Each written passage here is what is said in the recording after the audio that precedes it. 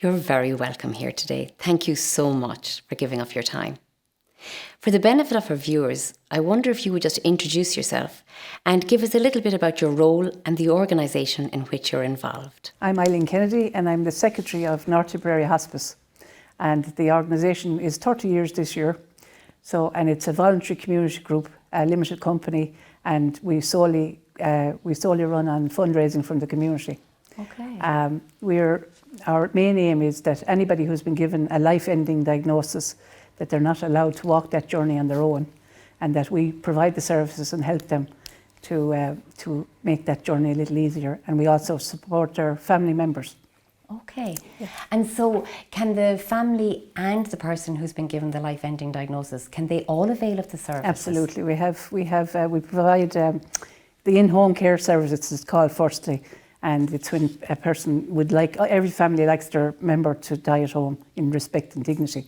So we allow that to happen by, we raise the money to contribute to the palliative care nurses, 18% of the budget, and it's provided from Milford Hospice, but we fund part of it. And then all the equipment that the person needs at home, whatever to make them comfortable or their family members comfortable, we provide all the equipment free of charge.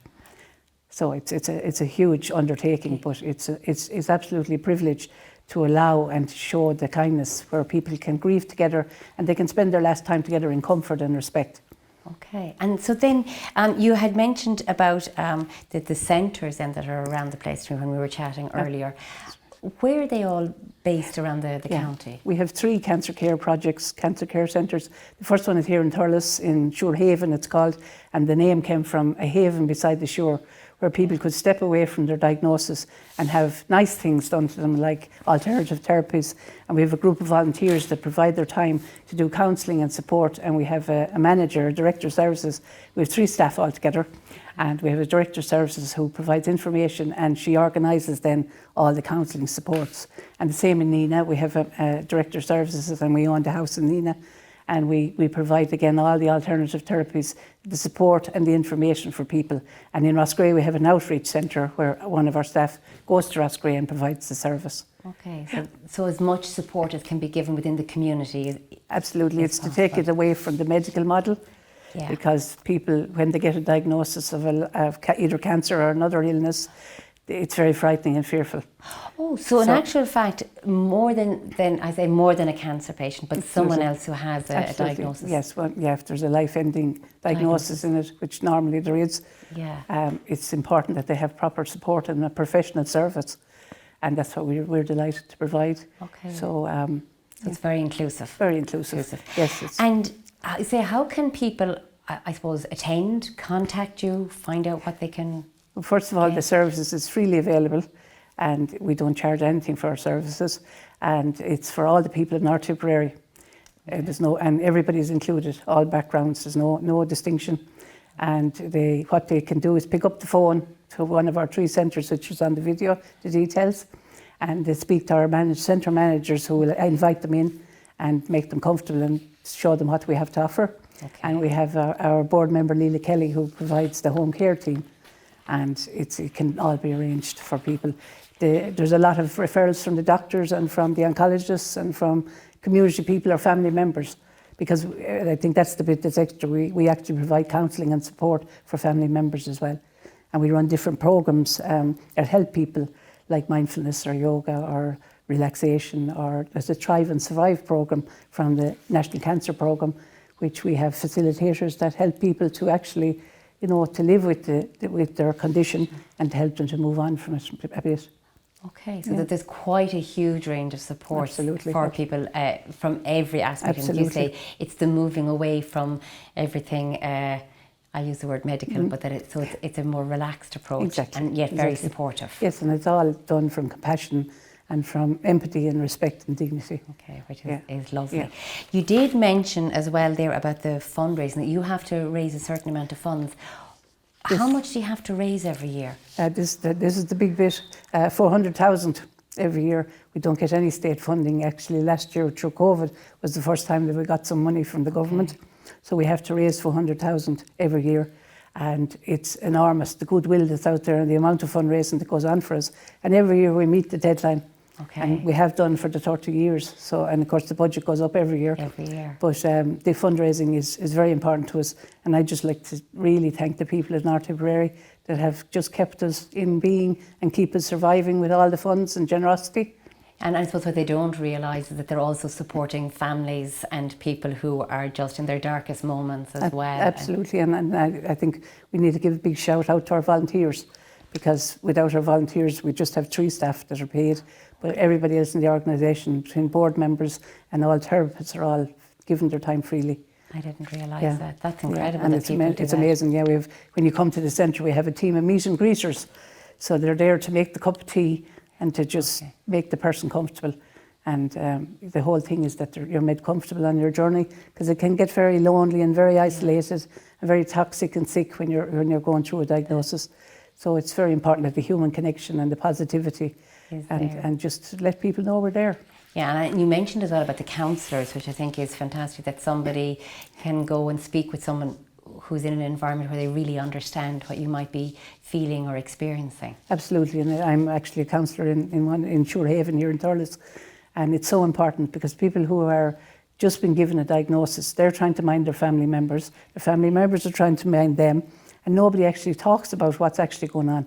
So to be able to connect, sit down and have a conversation about fear and about anxiety and about where's this journey going, and actually it's a privilege to actually be able to sit with people to help them. So we have 6 counsellors in Shorehaven that volunteer their time, and we have a counsellor in Nina and in Roscrea that volunteer their time, and we have a whole team of therapists that do all the nice things, the reflexology and anything that can make the client comfortable, and and give them a little bit of peace, maybe in their heart and in their mind, just for that space of time that they're with you. Absolutely, and we also do things in the creative arts, because people on that journey, it's incredible. They love to make things and do things, and so we'd have art and we'd have crafts and we'd have yoga and mindfulness, and just to make people feel they're still so important, even though this disease has invaded their body. Yeah. But just to show them that we're here to comfort and we're here to support. And they're not there to mind anybody else in the family at that time. That's their space. Absolutely. And also for family members, it's wonderful that they come, because we can educate them and give them information, and we can help them they can avail of the counselling service as well.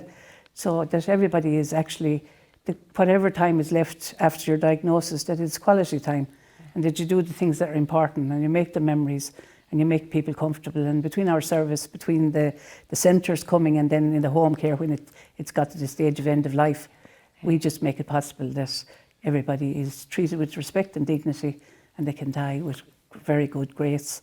That's a nice gift, I think, to give to somebody. I was just wondering, the past year and a half, and it's not that I want to keep going on about COVID and things, but what have some of the challenges been, and how have you overcome them?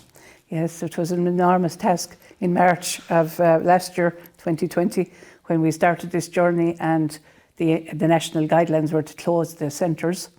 And so what we did was we all embraced technology, and we have a huge remote service.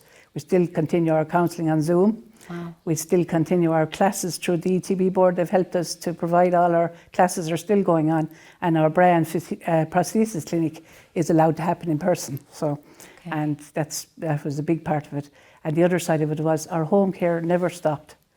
So we were still able to continue where our palliative care nurses came in and where our equipment arrives to make the person comfortable. So the whole service has continued, even be remote.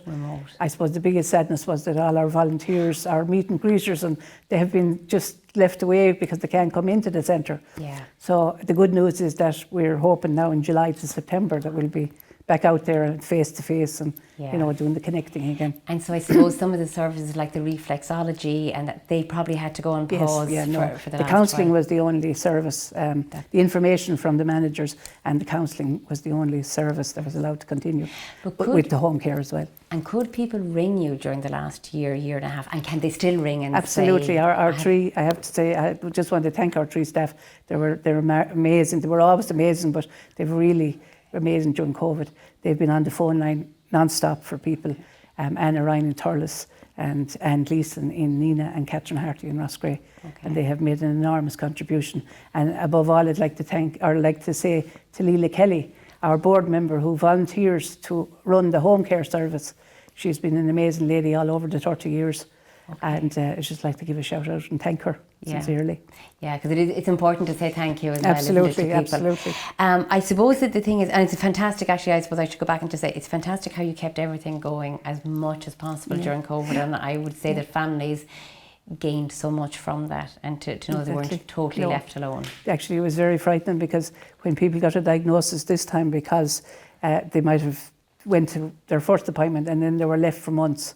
And they were so frightened and fearful, and it was really then that we saw the value of our service, because they could pick up the phone and ring the managers, and then the manager would get the counsellor to ring them and just make it a little bit easier, because there was a lot of and still a lot of people have started their treatment, but it's very slow because of all the COVID, and it's very frightening. There's even more fear about, but thankfully we're starting to connect again, and hopefully by I think July we're hoping to open in Thurles, and by September in Nina and Roscrea. Which would be great for people to have that support again, and as you say, to address the fears as much as possible, or to say, we're here, we understand. Absolutely.